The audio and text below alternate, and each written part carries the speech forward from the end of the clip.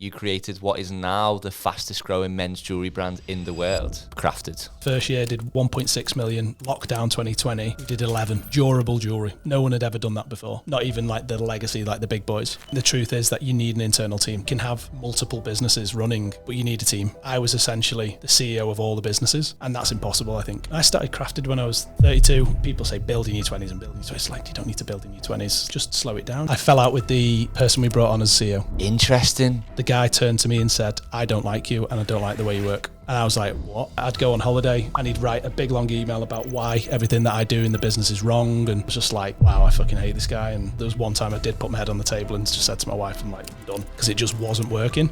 Where would you be without your wife? Nowhere. You've taken 3 fashion brands from the kitchen table to a global operation, including the fastest growing menswear jewellery brand in the world, CRAFTD. The beginning of your career was in a software company, but at the age of 22, you put yourself into 6 figures of debt. So I've got 2 questions there. Like, what is a management buyout? But also, why did it mean that you put yourself into 6 figures of debt? Okay, so a management buyout is, in my world, how it worked was I came straight out of university, went into a development company, software development company. It's kind of boring. They did stuff for the NHS.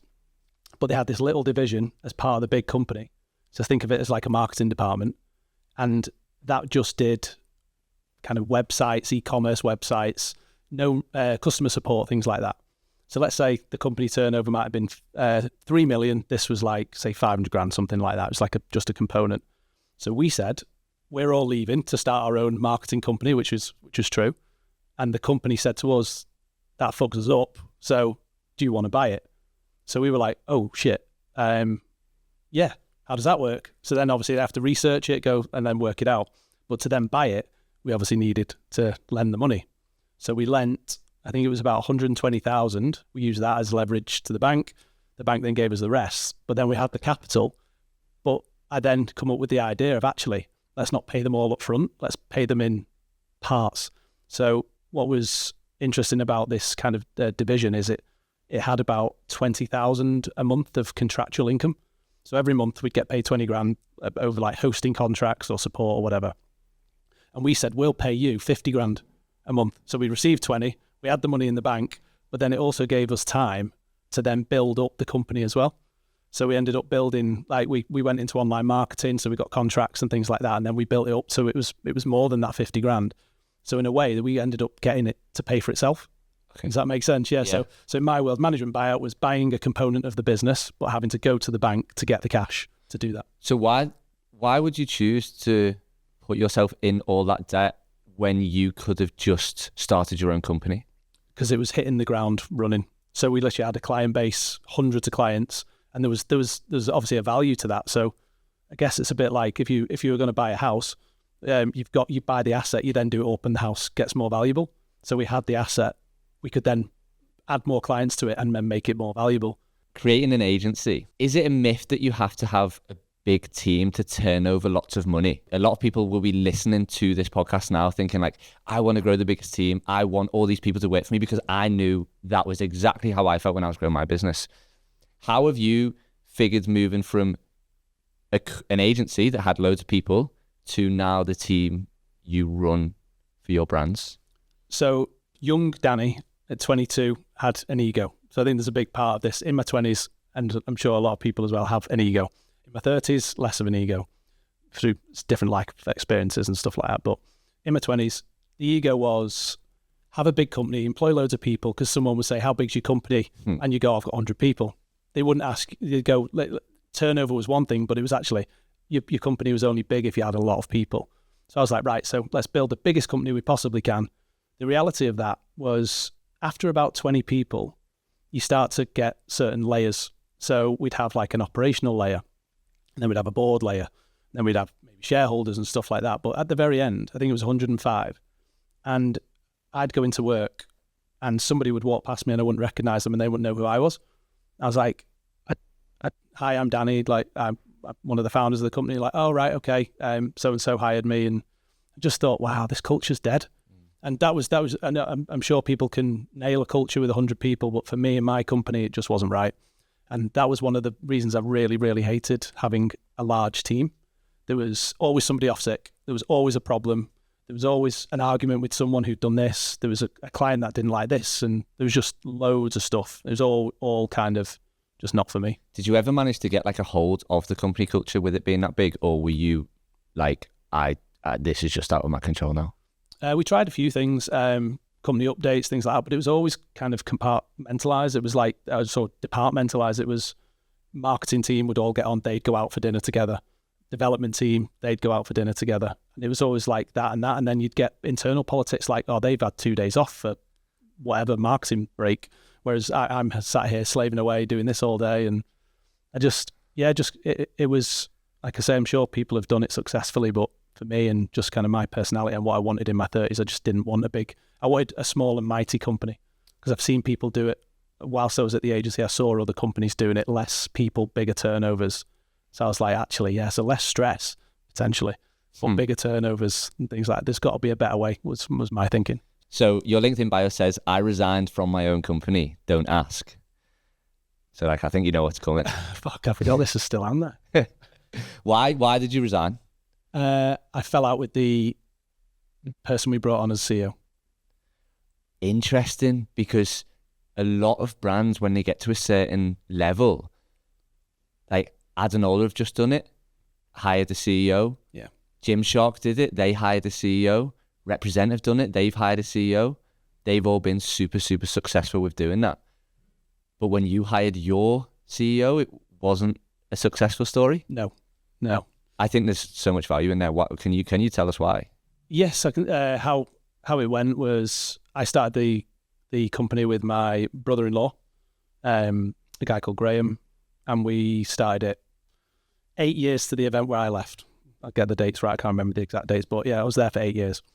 About 6 years in, I said to Graham, look at these fashion brands. They're doing 20 million with like 6 people, and I think we should do our own brand. And he was like, no, I just want to keep growing the agency and want to sell the agency. And I was like, oh, because I was young at the time and still like, I felt unsatisfied in the fact that like the agency at the time was maybe doing about 2 million turnover, but I'd see these like people doing 20 millions, and it was off my digital marketing strategy. So I was like, surely that's all it is. It's just a product that they're buying from wherever, and they're putting it on a website, and then they're using us for marketing. I could do that myself, and I just got itchy feet, I think. And great, we didn't fall out because we were actually quite good together, but it got to the point where he's like, just fucking leave. Do you know what I mean? Just like, and it was one of them. It was like, and I was like, well, hold on, like I've got share value and stuff like that, and we kind of were like, well, you can't just leave and then you can't like get paid as well, and because I'll have to replace you, and we just kind of got in a bit of a sticky point, and then I don't actually know how it came about. I think it was a client. This guy was a client. I can't remember the actual like point of it, but we had a conversation with this particular person, and he said, like, let me come on board. I'll grow the turnover, and if I do, give me some equity, but only if I grow it and all that sort of stuff.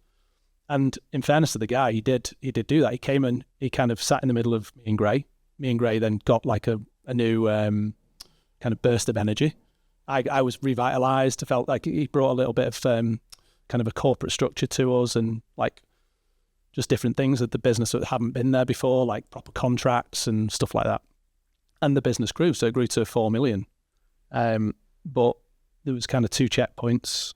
One was, I think he said, if I hit X, I want this shareholding, which he did, and we gave the shareholding over. It's maybe sort of like 17%, I can't remember the exact number. And then he said, if I hit this, which I'm guessing would be around the 4 million, I want to be equal with you. I thought, fine, like it's double the value of the business, so seemed okay, and then we kind of agreed it all. But I never actually handed the shares all over. We just agreed it. Contract was there. I never signed it, just never actually did it. And I actually had the most shares. So I think Graham had given some of his, and I actually had the most shares in the business at this stage. But me and Graham had always been 50-50, but I actually had the most shares at this point. And then we bought an app company, which was my deal. I brought it all to the table. The idea was this app company had like PlayStation as a client and all of these like big names, because we were going to sell it. So the goal was, let's get rid of Danny, basically, because Danny wants to go. We'll get all these big clients on board to increase the value. Then we'll sell it. Danny will walk. us three will go on to whatever the bigger agency that buys us. But when we agreed the shares to be equal, the guy turned to me and said, "I don't like you and I don't like the way you work." And I was like, "What?" And he thought at this point he had the shares. And I remember, like, I thought in my head, because I was only young, I was like, "Oh shit, how do I get out of this one?" Like, and from that point, he just turned on me. And there was just moments that I'd go on holiday and he'd write a big long email about why everything that I do in the business is wrong. And I was just like, wow, I fucking hate this guy. And yeah, it was so strange. We'd just argue and then face to face. And then Graham, it was bad on him because he was like, just sort it out. Like, we're going through a sale, like, just sort it out. But then long story short, kind of, when we went to actually sell the business, they offered me half of what that guy and Graham and there was a fourth party, which was the app owner, would get. And I was like, I started this business, I'm not taking that. And I was the only one that rejected the deal. And so it meant that they didn't get their money. And it just basically was like, wow, this is a mess. So I ended up doing a deal with Graham that I would be paid a certain amount of money. It's a lot of money. It wasn't quite $1 million, but it was somewhere between $500,000 and $1 million. And I would be paid over 2 years. So a substantial amount of money each month. And then after, I think this deal was agreed in July, but my first payment was October. I got paid October, November, December, and then they put the company into administration in January. And then they popped up as another name. How were they allowed to do that? Yeah, they just did me. It was all legal what was done, because it was my debenture, I think, or charge was on the previous company name. So then they opened a new company name. There's no charge anymore. There was a few other things going on. I wasn't the owner. I think there was a legal case.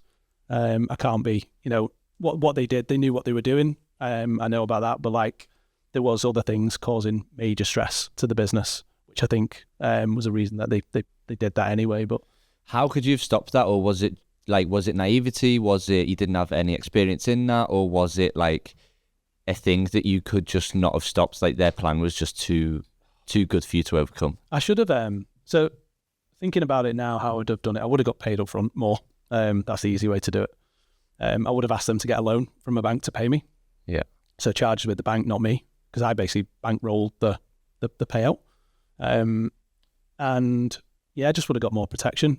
But I've been through that now. I understand it. So if I'm for selling Crafted, I'd like, if I was leaving Crafted, obviously that's not going to happen, but I was going to leave Crafted and leave my shares in Crafted and be paid by Crafted, I'd find a way of protecting myself better. Yeah. How did you build up the confidence to leave a company that you founded?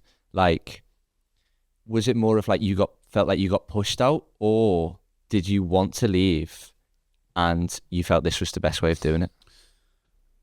So I think there's a lot of it was I didn't feel satisfied.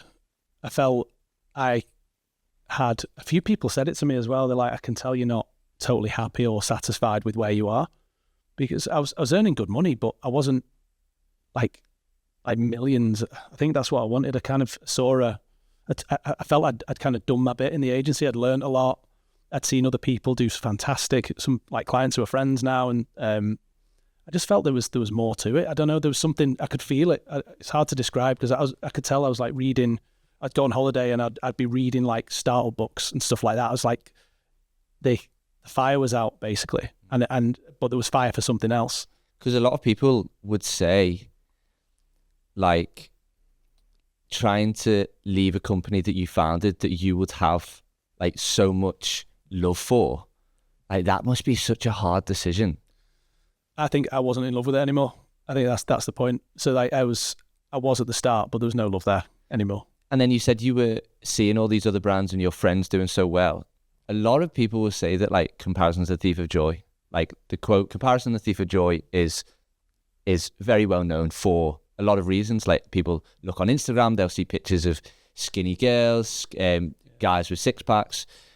However, in this scenario, it seems like comparison was what pushed you to do more. Comparison was what pushed you to strive for better. Would you say that's right? There's definitely something in there, yeah. But it was internal. It wasn't just me looking at them and going, wow, that he's making 20 million. It wasn't just that. That was more like the kind of, well, he can do it. I know I can do it. So it's like the confidence was there. I wasn't actioning upon it. I wasn't actually making the move. I think when you know, it sounds like a bit of a cop-out answer, but when you know deep down that you're not happy with where you are, and you feel there's even the quote of like, water the grass where you are as well. But with this particular occurrence, and especially in business, I feel there was just a different role for me, because I could see there was kind of occurrences from the year 6 to the year 8. I tried to introduce like branded items to the business. So like clients would come into me as I'd give them like a t-shirt, or we'd have like cups made, and I wanted to bring like this whole like e-commerce side to the business. I'd developed an app myself. I was trying to be entrepreneurial, and I was restricted by the company I was in, and I couldn't be further entrepreneurial. I think that's it. Like with what we've got now, if we want to introduce a new category, we can do. If we wanted to bring a drink out for Crafted, we can do. I can be entrepreneurial in my business. Yeah. Whereas in what I was in the agency was basically just a salesperson. So you effectively built a prison for yourself in your own company. Yeah, I'd say so. Yeah, I'd say so. But the government or the prison guards were also assholes. So like there was people. I think it was the number of staff, the fact that it was so big for what was a great living, but not as good as it could be. I felt I was a little bit trapped, and I could be entrepreneurial all the way. Like I wanted to go on my own, basically. I didn't want business partners and things like that at this stage. I wanted to just go and make decisions just for me, because that in itself was another thing. We had a board, a shareholders board and an operational board. So for signing little things off, like one of my recommendations was to actually fire the whole development division, because it wasn't making any money. It was just bringing in turnover. But when you try to sell the company, the turnover would, like, it counts.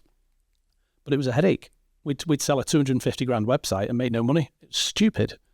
And that'd take months, and then the client would get annoyed at certain stages, and it's just a headache. And then I couldn't make that decision. It was a board decision, and I was outvoted. I think I needed to fly solo for a bit, I think.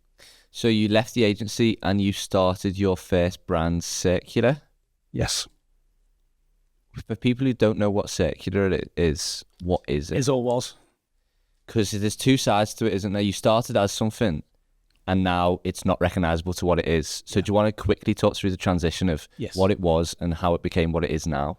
Yeah, so one of the big parts of the last few years of the agency was we had a lot of fast fashion clients, and it was booming. You think Manchester fast fashion, the brands, Misguided, Boohoo, Pretty Little Thing, all of those businesses, absolutely flying. So I thought, wow, so let's do something in fast fashion. Let's try and come up with a product which is relatively small, easy to ship, lowish cost, and try and get it repeatable like fast fashion is. So I had the grand idea of coming up with watches, which of course nobody buys multiple watches. So it fell on its arse from the minute it left the business plan and went online. Its AOV was too small. We're launching watches like 40 quid. But I nearly called it Mystic as well. Thank God I didn't call it Mystic. Circular still lives on today. But yeah, it was a watch brand, and that was what I believe that people would buy multiple watches. They changed the straps, all of that sort of stuff. The Apple Watch also killed kind of that model anyway, because people do that. But what I found is that people, especially men, who buy a watch, either buy a really good watch because for a status thing or for investment or whatever, or what other men would buy, they'd want a watch which looked like the status piece. So they'd want it to look good. So no one really wanted to wear a 40 quid watch, basically, unless it looked really expensive. So we did a Kickstarter. We actually got fully funded on the Kickstarter, but a lot of that was family and things like that. But the actual launch itself, it didn't turn. It had the wrong economics. So the AOV was too small. The idea was we will make not a lot of money on the first purchase, but then when people buy multiple watches in different colours, we'll make money. And that didn't happen. So we ended up losing money on the first sale. No one was buying straps. No one was buying future watches. So I just ended up, my first year was, even though the turnover was okay, the profit was minus 300 grand. So where does a brand builder come into it then? So Brand Builder kind of came in when so the agency, there's the amortization of my shares, my expected cash flow. So when that didn't happen from January, plus the fact that I'd ordered shitloads of stock and done influencer contracts and all that, if you were to look at my cash flow statement, it's like minus 50 grand or something like that. So I had to somehow find that money. That's why we lost so much money, because I assumed I'd bankroll Circular off my share sale, and that's how I'd build it in the first year, which I shouldn't have done. So I'm doing that. We're also having to pay for cars, having to pay for a mortgage, and also kind of having this kind of deflation of going from quite a decent lifestyle of being able to go on holiday when we want to now, we're actually we're essentially bankrupt if you wanted to look at it. It's not said for emphasis, because you can work your way out of it sometimes if you've got an asset which can produce cash. But if I was to close everything, I would have closed minus about 300k, I think it would have been. And I would have had to get a job and repay that. So what did that feel like? It's like, in a weird way, really energizing. Like proper, like, because you have to get out of bed and do it. I could stay in bed and just roll over, but I had to get out of bed. I was like, I was always the penalty taker for my football team. Like, I think pressure is a really good thing if you use it in the right way. That for me was just, I've got to get out of bed and make this work. But there was a few moments where you'd take a shot, you kept missing, and then like you've done it like 10 times, and then sometimes you just. I remember I did put my head on the table. I think I've talked about this before. There was one time I did put my head on the table and just said to my wife, I'm like, I'm done, because it just wasn't working. And after that, I started to then, I think at that moment, then you start to think, right, pick yourself up, you look at what's not working, etc. But through this journey, Brand Builder came about. I was like, I need to swallow my pride here and put myself out there as a consultant for digital marketing and just do Skype calls. And that's what I did. Yeah, I just did that, and I called it Brand Builder because I thought, what I'll do is I'll build it up. This is the kind of e-commerce like that's always been in me. I'll do consultancy, but I'll also sell ebooks. So I was like, because ebooks I can sell at night, whereas consultancy I've literally got to sit on the phone all day, and at some stage I'll run out of hours and etc. So Brand Builder came after Circular. Yes.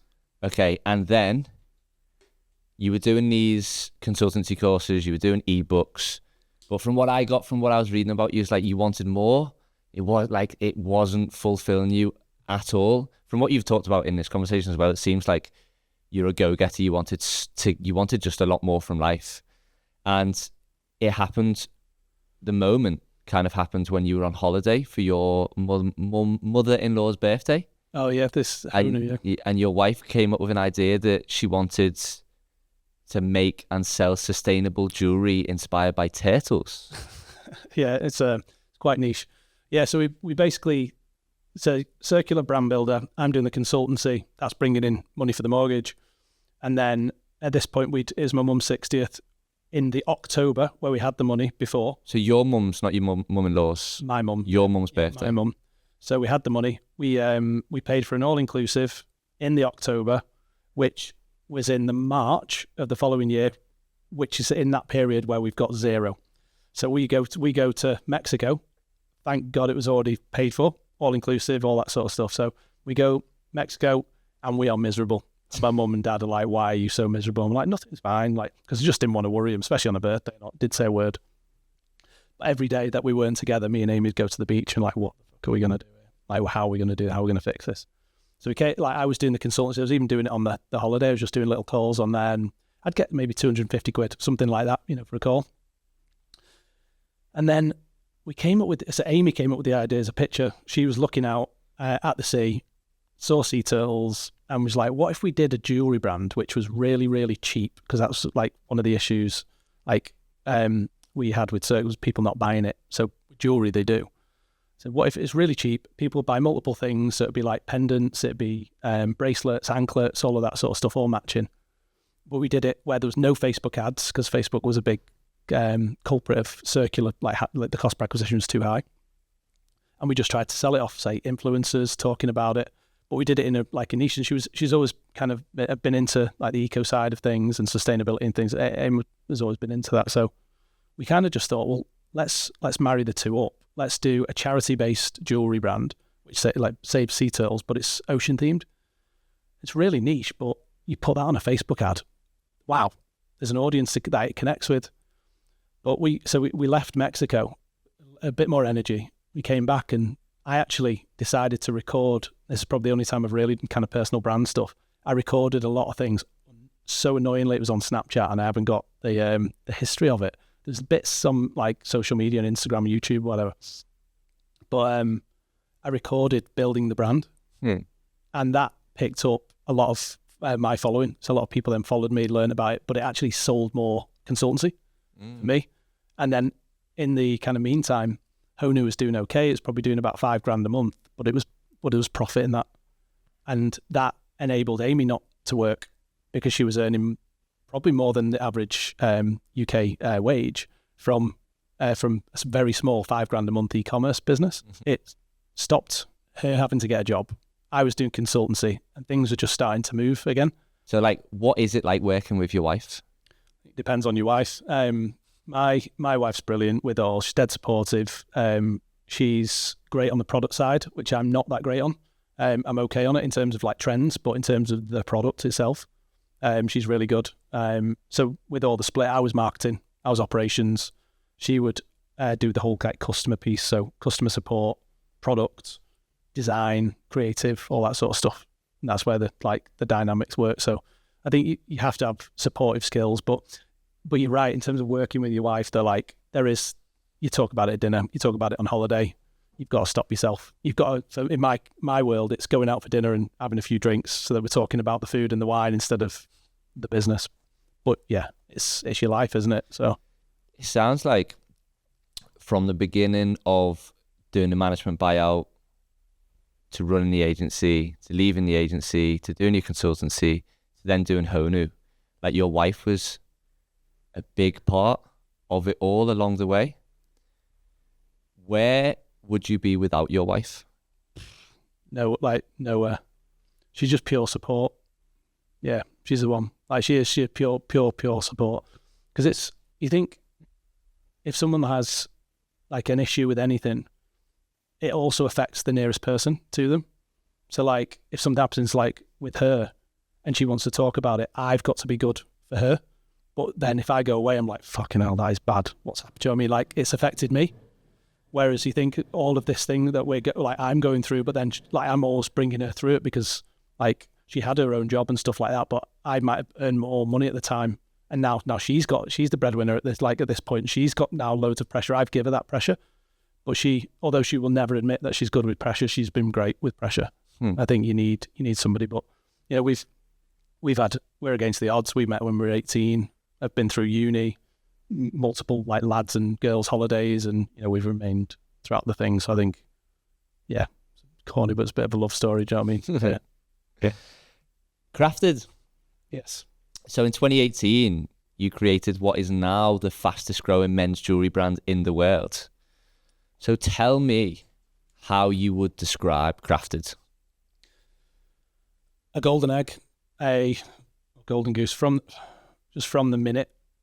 So it was almost like every single thing that I'd learned to date came into a very, very, very small business plan, which is actually on an A5 piece of paper.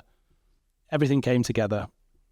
And obviously Alex approached me with the product first. I didn't have the idea to come up with a men's jewelry brand. I just had the economics. It needs to do this. It needs to be this size. It needs to cost this much. It has to be outsourced here. It has to have remote fulfillment, like all of the e-commerce and business knowledge that I'd had to date. And when Alex came and said, this is what I think the product and market and all this should be, we were like, it's perfect. It's perfect. And it was just like that moment. You'll get like, I hope everybody gets it in their life, but when everything from your history just comes to a point, it was that moment. And we didn't know it at this point. We just kind of had the spark, if you know what I mean. And then Alex had followed me on my social and liked my kind of philosophy on like freedom and remote living and even all of these, remote working. all of these sorts of things of like, not having an office, like being able to work from wherever you want. Alex liked those, but all this was part of the makeup of Crafted as well, which is on a different side. But in terms of the actual start of the business, when he came and we spoke, which was in Nando's, and thank you, Nando's, because that's probably the best decision I've ever made. But meeting him, going through it, and then I didn't even know, I thought he just wanted consultancy at the time, and he just said, do you want to do it? And I was like, oh, me? Oh, yeah. And then I then like sat back, got home, like I'll be 3 businesses at this point, 3 brands, which I wouldn't recommend to anybody. And then, yeah, we got it together. We put a few products live and it banged. It just banged straight away. Why has Crafted done so much better than Honu and Circular? It's a good question. Why? First mover advantage. There was other people in the market, but nobody had really gone nuts on like the social media side and paid ad side. I think first mover advantage there. Nobody had really put a value prop attached to jewellery ever. So no one had gone in with no more green necks, basically like durable jewellery. No one had ever done that before. Not even like the legacy, like the big boys. With the fact that we were online and not in the high street, I think it's a big part of it. We're profitable from day one, so we could reinvest the money. We had Alex's audience, that helped, definitely. We had my experience in terms of the operation and what shipping costs should be, the fact where we should be selling it in different markets, the categories to start with, because men's jewelry is massive, of course. There's loads of different things, like where we started. The actual category as well was quite niche, but I think the market was at the bottom on a really, really, either we've grown the market, which I don't think so. I think we've played a part in growing the market, but I think we were right at the bottom of a trend, which, sorry, I shouldn't say trend because I don't think it's a trend. It's been around forever. But I think we're right at a boom. Let's call it a boom. Yeah. Are you the reason why men's jewelry is so popular in 2024? I think we're a part, but we're not the reason, but I think we're a part of the reason because we get looked at a lot, we get copied a lot, and that's going to increase the market. More people coming in, more people marketing it, more people. I think that's a really good point to speak about, the fact you get copied about. We were speaking about it just before we were recording. There will be so many people listening to this who have been through that period, because I remember when I was growing up in school and there was so many people who start their own brands, and obviously as kids especially, you take things so personally. So when someone would like copy your style or design or anything, any copy, and they put it on their Instagram story and be like, look at this person who's copied me, like how dare they copy me? Yeah, I know. And like I've probably done it as well. And I think like as I've grown older and as I've kind of done stuff that's different that other people then copy, you start to see it as like a normal thing that happens when you do something so good. But there'll be so many people listening that don't know how to react to someone copying their designs, their babies, their things. How have you dealt with people copying yours? Because I've seen it myself. So many people copy what Crafted create. How have you dealt with people imitating you? And how has it evolved from the first moment that someone copied you to now when someone copies you, because it is just so frequent that it happens? So I used to be really bad. I'd be like, look at this person, call them out. I have done it recently as well, because it was actually really, really bad. Somebody took our images, pictures of Alex, the product descriptions, the product names, the website, like everything. It was a carbon copy, and we couldn't actually get them down. So I had to contact Facebook and Shopify to get them down. And I'd read as well that they weren't fulfilling products, and people coming to us saying, why haven't you fulfilled my order? It's like, it was not us. So it's like, that's why I did that one. Because that was actually affecting the business. The other side to it is they don't really affect the business. I know people imitate, not necessarily like I guess that was like a hardcore copy, but then there's imitation, which some form of imitation is fine. My advice to it is, and this is where I've kind of got to, is I could look at a brand and try and imitate it now, but I'll never be that brand. I'll never overtake that brand. And I think when people look at Crafted, They might look at us with 6 at the end of the month. So why would you, as a year 1, try and imitate a year 6 and expect to just overtake us? It takes so much learning, and the amount of money that we have to spend on products and the amount of money that we have to spend on everything to run this business is so hard to copy now. To overtake. Of course, I'm not complacent enough that someone couldn't overtake us. Of course he could. I'm more worried about the ambitious version of me 5-6 years ago than I am kind of somebody above us, legacy like high street company try to come into us. But I think I've got a lot better with it. People, you just can't care about it because the truth is they are behind and they're behind for a reason. So what's the point in spending too much time on it? If it affects your business, I think there's an issue there. But the cliche is it's a compliment, and there is truth in that the bigger that you get, the more validation that the brand is actually increasing, and I think that's kind of where we've got to. We've reached that point. But the biggest issue that we've had, to be honest, is our designs, when they become popular, places like AliExpress will put our products on them, and then people think that we buy from AliExpress, and we've got every single design. Alex draws everything on the iPad. We've got the designs and the CADs.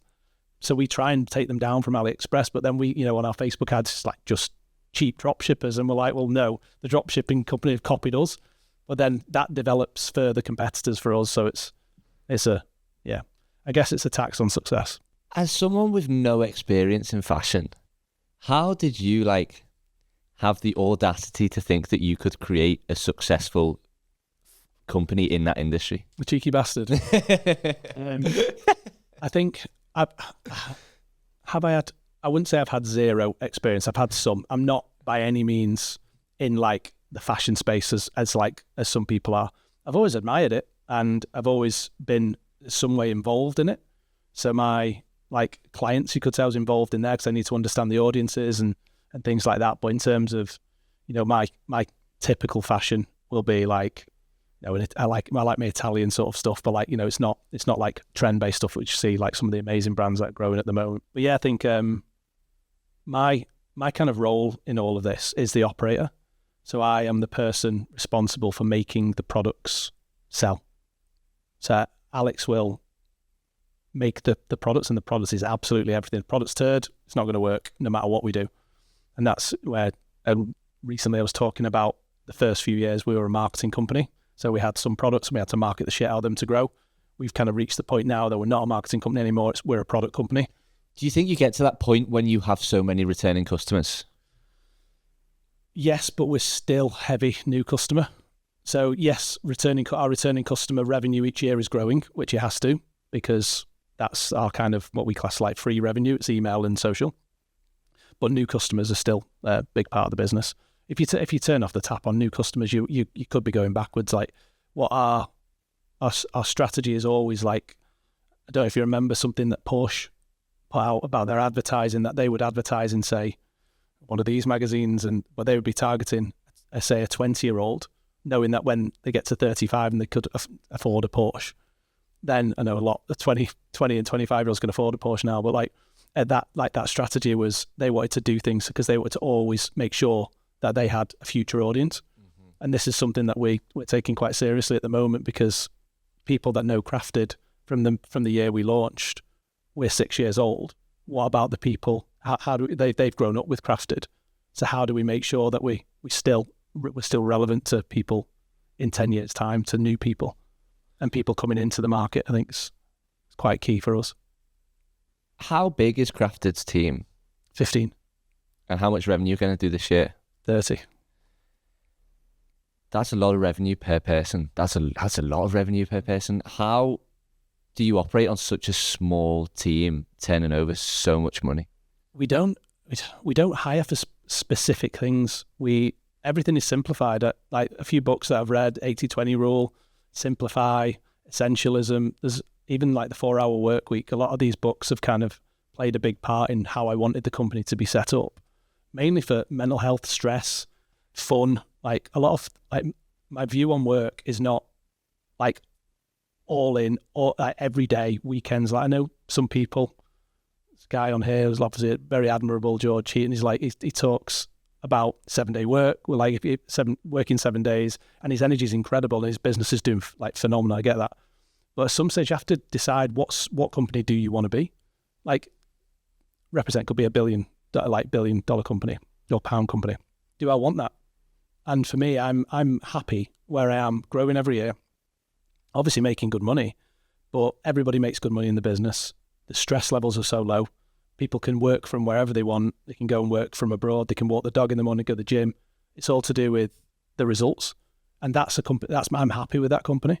So I think CRAFTD will become $100 million or pound, we'd decide, value company. It will do that, I think, because of the economics that we've got and the way that the business is growing and the fact that we're one of the biggest in the whole space. But, you know, to get us there, we'll have to see if we can get there with 15 people or more, probably more. But the values will always remain the same. It's slow growth.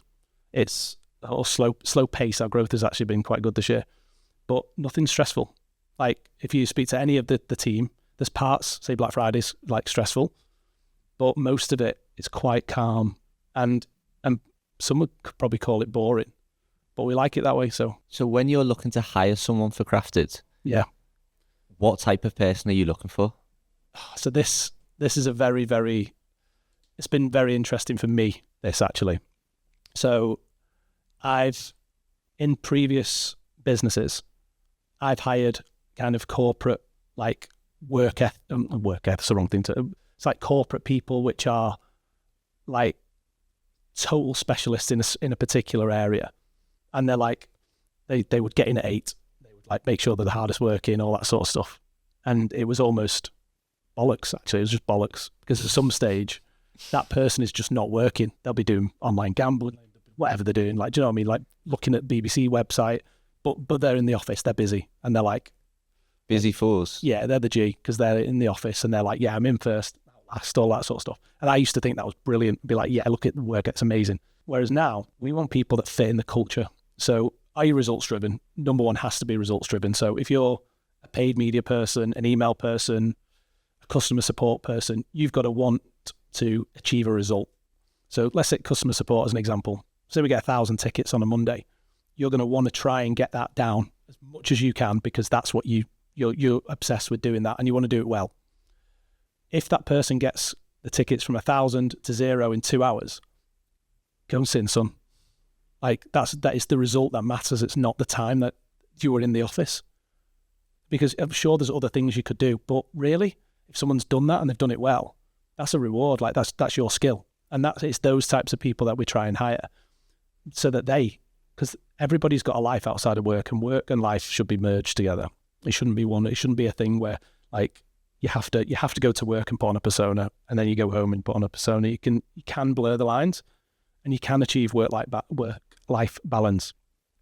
But if you're a person that has a dog, you can't get a job because you've got a dog. Like, how stupid is that? Like, do you know what I mean? Like, and you're a great person at a job like that. Let's say that's a customer support person's there, and she's like, I can't get this job because I've got a dog to walk in the morning and I can't get help and all that sort of stuff, and it's too expensive. But then there's a company like us which is there, and they can say, well, actually, you work from home if you want. You walk your dog, start whenever you want. If you want to work from 9 at night till 3 in the morning, you work from 9 at night to 3 in the morning, just get the result. And there's a different way of working. Obviously, lockdown played a part in all of this, but there's a different way to do it. And it might not be right for some companies, but for us, it's those types of people that care about their kind of mental health, their livelihood, how things, and we kind of fit into their life in a weird way. It's not, this is how we work, come to our rules, basically. It's not that. It's just about, it's about peaceful living, hitting results. If CRAFTD starts going backwards, maybe things will start to change, and it's like, well, what are we doing wrong? We all need to come in the office. Let's work it out. All of those sorts of things. But right now, I think one of the reasons we're growing is people's heads are clear, and people can think, and they can do things at different stages. They can do some in the office. They can do some at home. They can do some in wherever, Marbella. Do you know what I mean? They go to the gym. Like, there's a lifestyle around it, I think. How did that mindset change? If you were saying, you thought the guy coming in between 8 and 8 o'clock during the day was the guy, that's what I want to be like. How did that mindset switch from being like totally all in hustle to No, actually, it's not about how many hours I spend working in a day. It's what I do in the hours I'm working.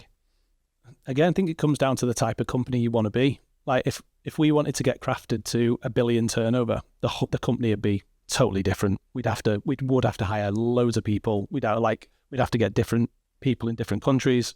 Like the structure of the company would be so different. But for us, where we are now and where we want to get to, this is it. This is how it works. Was that a conscious decision you made at the beginning of Crafted, or did it evolve? Evolved, yeah. At the start, obviously, when Crafted's growing, you think, wow, how big can we get this? But now it's like, well, so something I've said before, today I could double the turnover of Crafted. I know I could do that, but we would lose money.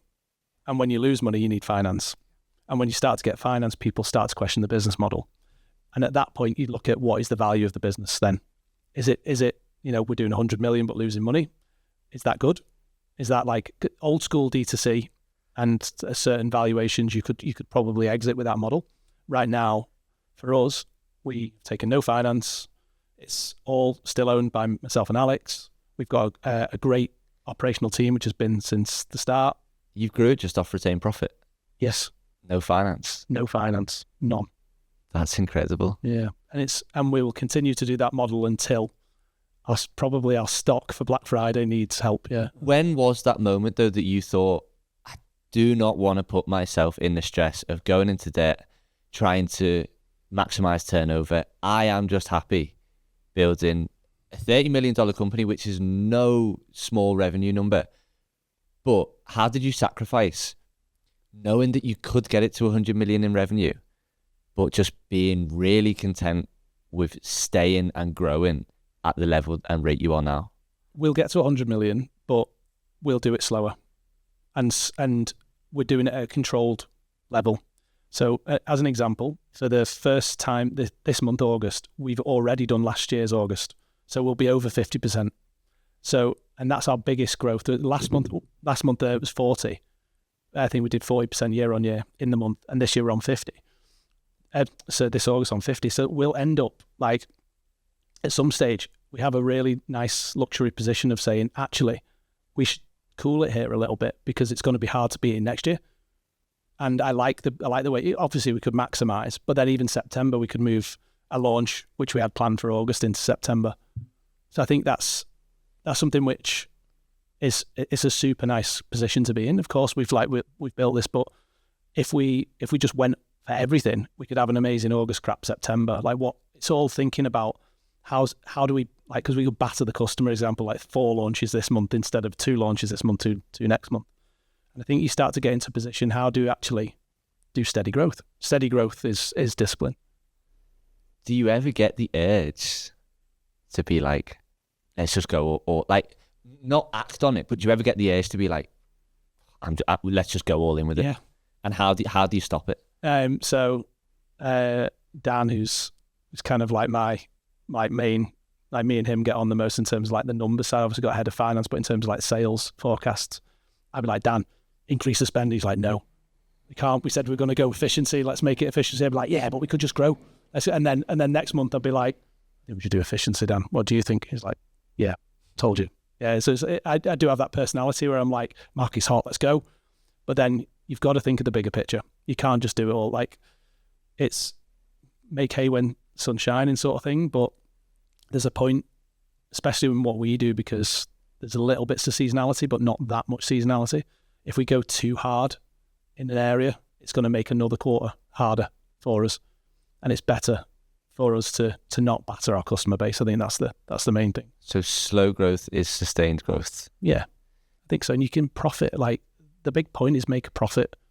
There's so many companies that just they care about the top line and they care about the ego of the revenue growth without actually making the profit. For us, it's we can grow and show, if we can show revenue growth and profit growth every year, that's perfect. Like it's a lot of businesses can't do that. It's the point of which the revenue goes that way and the profit goes that way that your ego starts to kick in. Like, what is the point of that and making less money? Market share, potentially. And that's something we think about a lot. But I think you look at some brands which will grow top line revenue and their percentage will stay the same. So it'll be like 5% is profit all the time, but the revenue is growing. So profit number is growing and revenue is growing. That's also a good model, which I look at a lot. But in terms of like a lot of Crafted is by design, like every single part of the business. I study every single year, study the balance sheet, and work out exactly how can we make the highest kind of shareholder funds. The kind of the business operation sits differently because we have holding companies that own the business. So you look at Crafted's balance sheet specifically, it might not look as good as it could. It's because we distribute profits out to the holding companies. But if you combined my holding company, Alex's company, and Crafted, it's a beast. And that's kind of how we do it, because I've had people say, oh, it doesn't look like you're doing very well, but there's like, look into the bigger picture, you can read it if you like know where to read. Why have you got it structured like that?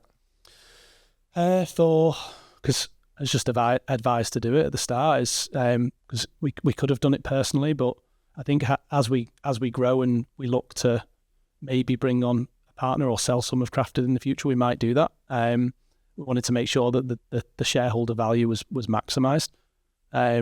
And just kind of like protection for me and Alex as well. So you've mentioned this guy a lot throughout our whole conversation, Alex. Yes. So who is Alex Cannon and how did you meet him? He's a creative genius. And you meet him, he's infectious. His energy is ridiculous. Like, very positive guy, super inspiring. I met him on Instagram. Say if we did.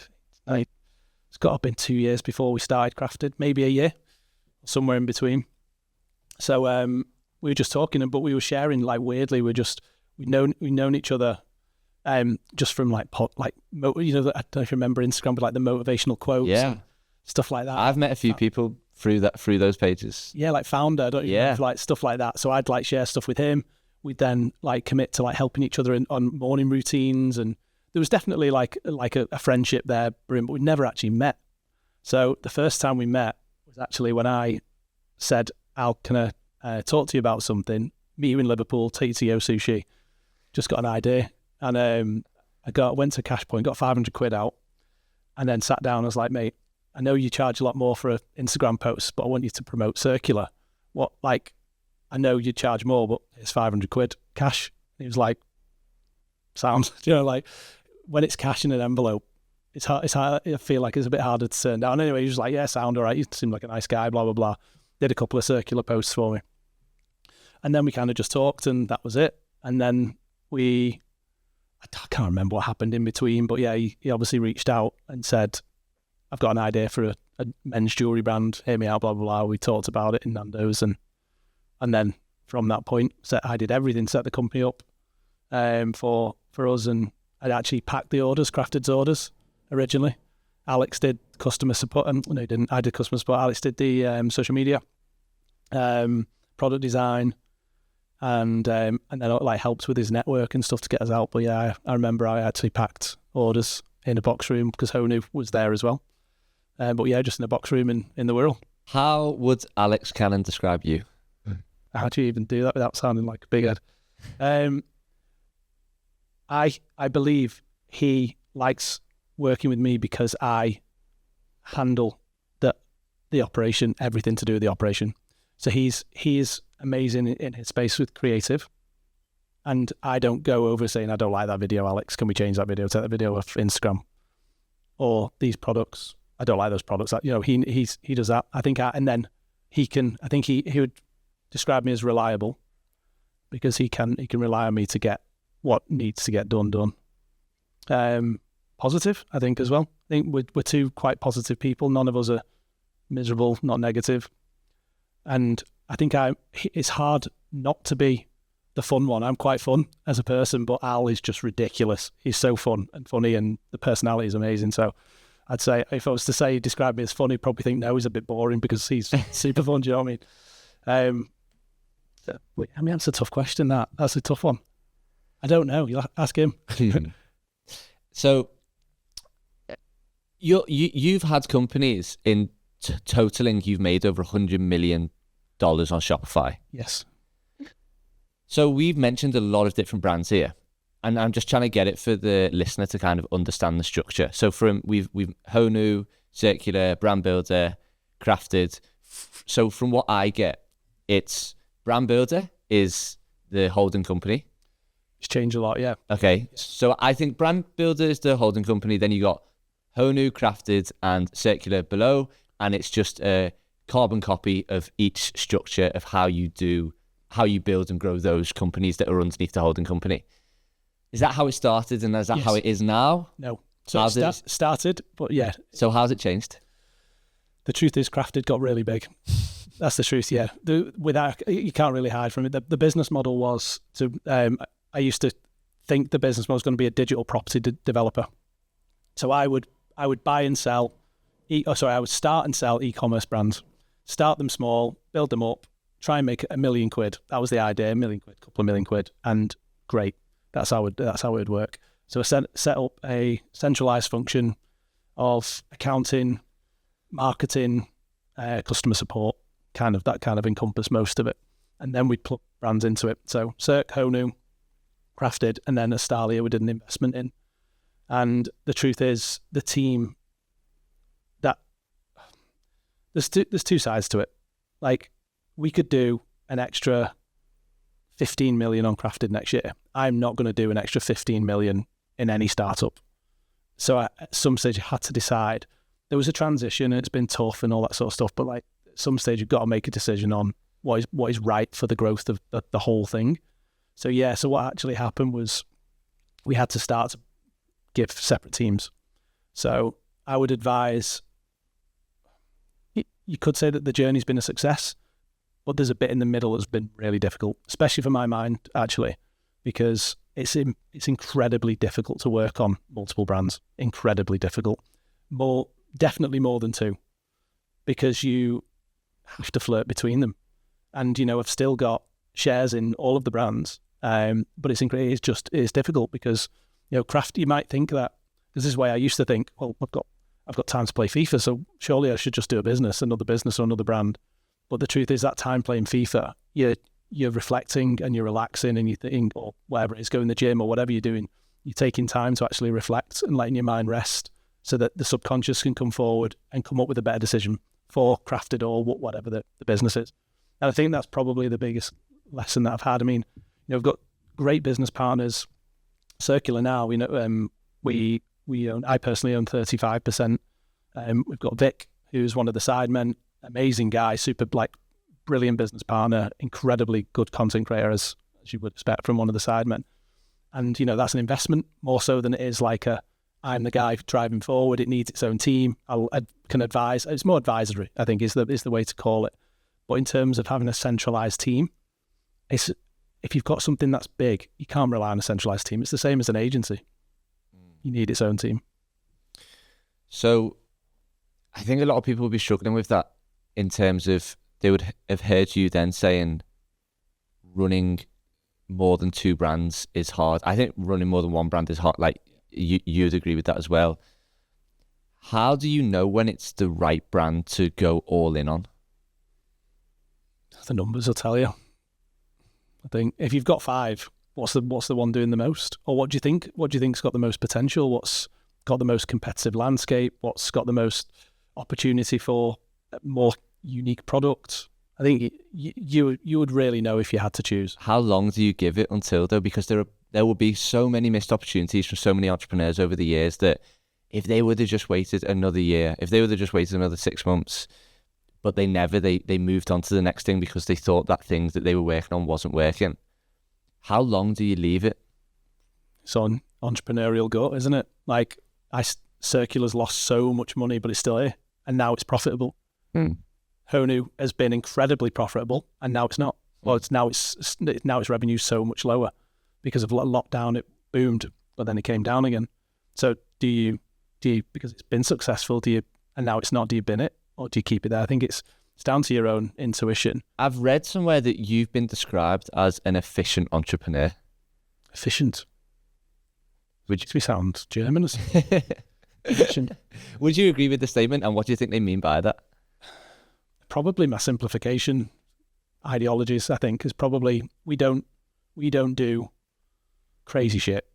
Like we're just going into like bigger brand marketing stuff now. We're doing some taxis, but for that to get signed off has taken ages and ages. Like, well, how is it going to look? How's it going to work? How's it going to fit in? Is it going to be a waste of money? I think it's probably to do with that. I'm efficient in the cost control side, probably, or not so much cost control. We will take risk and spend. It's more wastage. I hate wastage. Creative testing. Like, you've got a creative test. Everyone's selling you on ads. You've got a creative test. You've got a creative test.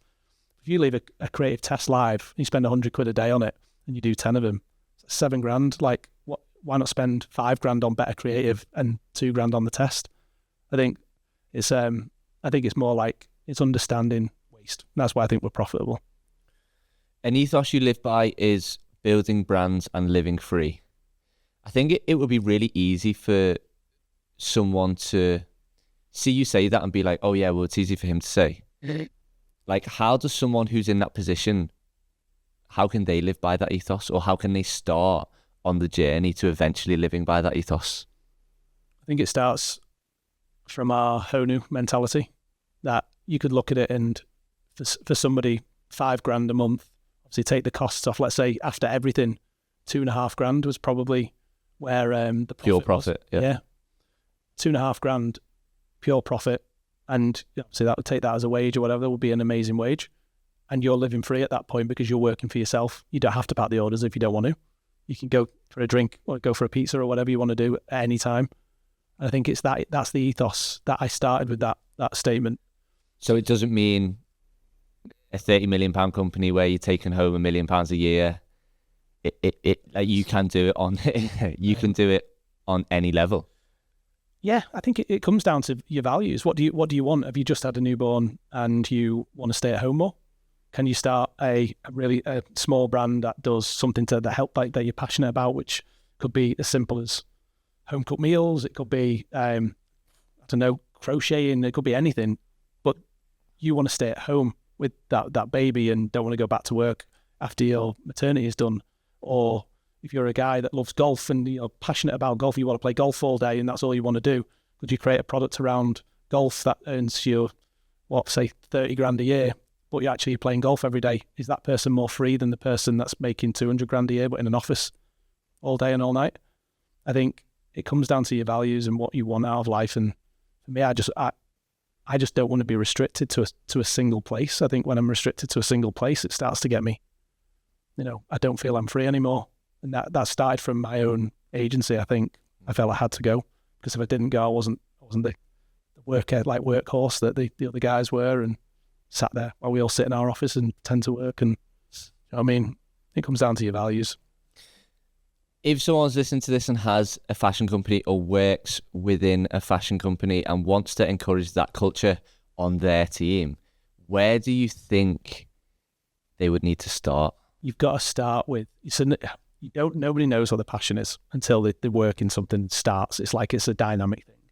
So I think actually like getting into it, you've got to take steps. So I would recommend working for somebody that you were aspirational about. So if I wanted to learn about the fastest growing men's clothing brand, I would try and get a job at Represent, as an example. Do you know what I mean? I'd want to learn from George. I'd want to learn from Cole Buxton guys or Canty guys. Like, do you know what I mean? I'd want to learn from a company and the owner, and I'd want to learn as much as I can. I'd do 5 years with that person. 5 years? Yeah, I would. Minimum 5 years. That sounds... Unless the job's not right. Yeah. But that sounds like a long time. I remember seeing something from you ages ago on your story, and it was talking about age, and you were like, I'm however many years old at the time, and it was like, I've done all of this prior experience, and now I've got the fastest growing men's luxury jewellery brand in the world. Slow down. People need to be patient. People need to slow down. Why does like 5 years? Because when I hear 5 years, I think, oh my God, that's so long. Why do you recommend 5 years? I started CRAFTD when I was 32. So 32, and what was the Dior person? So like in the 40s, weren't they? Yeah. So it's just your 20s are. You go through so much. People say build in your 20s and build in your 20s. It's like you don't need to build in your 20s. It's like just slow it down. You can be, of course, you can be incredibly successful when you're 20. But one of the biggest fears I've got is Like once you like, if we sell crafted, I never need to work again. Like then what? But like, so what's the rush for me to then like sell crafted? I don't need to sell crafted, because then what? Like, it's very hard to then do another crafted. Whereas I could build crafted to the point where actually, well, I don't want to sell it anymore because that's my life now. Like this is it. When I was in my 20s, all I wanted was everything for everybody else. So I went through that exact phase: fast cars, big business, success, persona. And I was very fortunate in the fact that I had an agency, because I learned from clients. That's the best thing ever. I mean, if you can either start your own agency and get the clients, or work in an agency and learn. I think even Jimmy from Hairburst, he did the similar journey to me. He worked in an agency as well, did the same sort of thing. You're in Google Analytics every day. You're learning about the digital marketing landscape, and you learn about metrics. And like, you think you go from zero to your knowledge, and then you leave and start something yourself, versus starting without the knowledge. And it's not just knowledge. You can get knowledge off YouTube. It's pure experience. And working with an inspirational founder. And I think if you've got something to give, living it. Yeah, you got to live. You got to live. You've got to learn. You've got to get the experience, and it just makes it. You might be able to do it, and obviously, there's so many people do it, and that's amazing. But there's no way I was starting crafted if I didn't do all of that before. No way on earth. No way I would understand the difference between how to ship in America versus how to ship in the UK, Japan, whatever. And understanding all of these tiny parts and how that means X percentage margin. Do you know what I mean? It's like, it's just years. It's years and years. So like, say 8 years as an agent in an agency, 2 years. So yeah, 2 years brand building, not so successfully. So that's 10 years. That's a decade. And then crafted comes along. Your 20s is for essentially fucking up. Yeah, and you're young enough to recover. Yeah. I think, there's different scenarios. If you've got a family, you can't necessarily make as many risks, but you've got it. You've got the opportunity to do whatever you want in your 20s financially. Like, if you're in the right environment and all that, not everyone's as privileged, but I think the point being is, if there's an attitude there and you're willing to learn, if you can get a job somewhere and learn and build it off, so you'd be remunerated as well.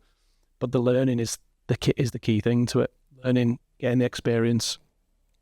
I think, when you've got a crap boss, like the boss which I was working for in the agency, the software company, he wasn't great. I didn't learn much from him. But I think there's so many inspirational founders now that and you can be so close to them because of social media. Yeah, you can be quite close to them. I think, like an example in our world, there's a couple of guys, maybe even more actually, maybe sort of like as it's gone, but they've been with us since the beginning. And when we go through this journey, if we do sell or if they choose to leave, I will 100% back them. Like, I'll be throwing money at them because I know that they're ready. They would have done, say, 5, 6 years, 8 years, whatever these guys and girls do with us. But they're the people that I'd be like, fuck, these are going to do something good here. Because they've learned, not just learned from me, they learned from the growth, the case study. Danny, thanks so much for that. I think a lot of those questions I was asking there were like, selfishly enough, personal ones that I wanted to ask you, just because you've lived through the experience of doing a lot of the stuff that I've asked about, and reached like such a cool place in life. Like, you could argue like the perfect entrepreneur in terms of like turn over so much money. Doesn't sound like you have a stressful life. Don't have hundreds and hundreds of people that you've had to look after. Like, you've gone through all of these mistakes that you've now put into your life as a kind of measure, and you're so self-aware of what you actually want out of life. So I find it so inspiring. Obviously this podcast is called Everybody Wants to Be Us. What I do is at the end of each episode ask the guest to write a tip in the tip jar.